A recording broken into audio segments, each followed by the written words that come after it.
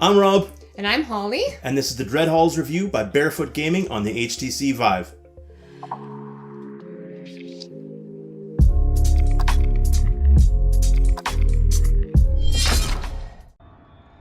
You are trapped deep inside a massive dungeon. Explore it, survive it, and find a way to escape. Your only weapon will be stealth, your own courage, and a faint light. Dreadhalls is an intense and scary experience not for the faint of heart. You have been warned. Featuring procedural levels, every time you play the map will be different. Dreadhalls combines positional audio cues and an original soundtrack to build on its award-winning immersive soundscape. So survive, hide and run from the creatures that creep in the dark. Find oil to keep your light fed. Surviving in a dungeon is not an easy task. So that trailer gave you an idea kind of what the game looks like and how it plays a little bit, but let's dig a little bit deeper into the mechanics.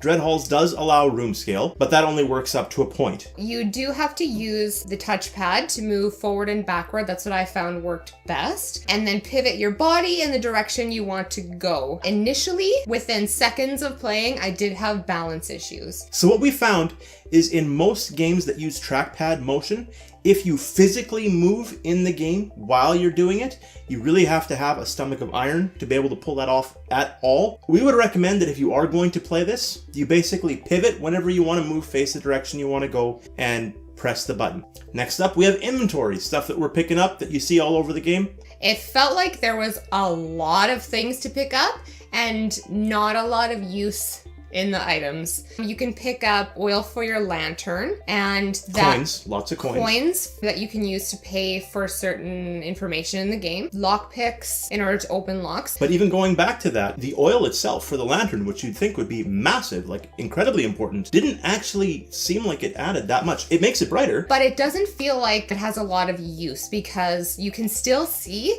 when the oil is completely empty. So what would you say is the point of the game? I would say I have no idea.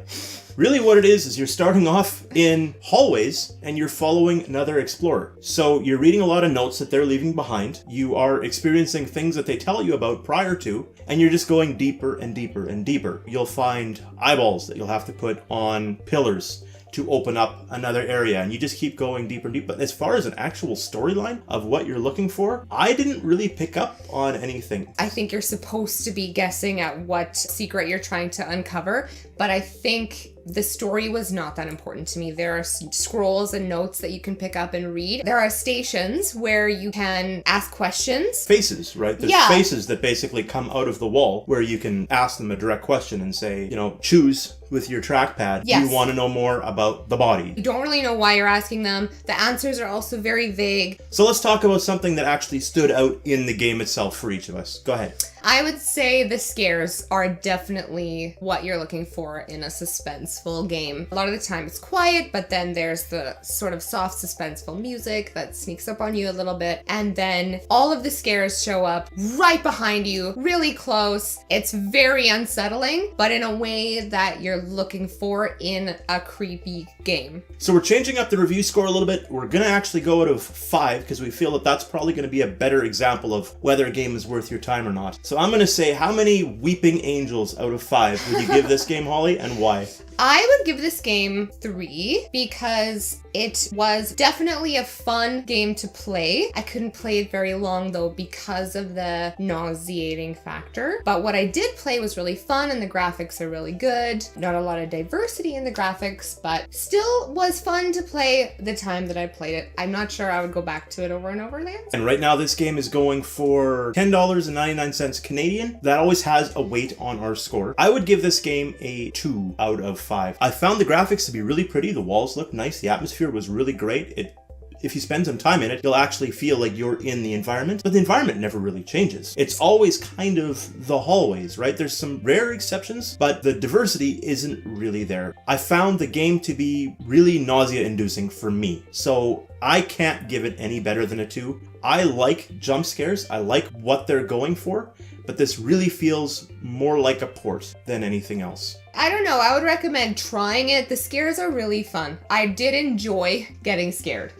So call out to you guys. Holy smokes. I put out the video on Tethered asking for subscriptions and you guys are awesome. I love to hear the feedback that we're getting. I especially love it when you tell us that we're doing a good job. I just wanted to personally say thank you so very much. We are doing this for you, and we love to know that you're appreciating it. So thank you again. We'll talk to you again real soon by Barefoot Gaming. See ya.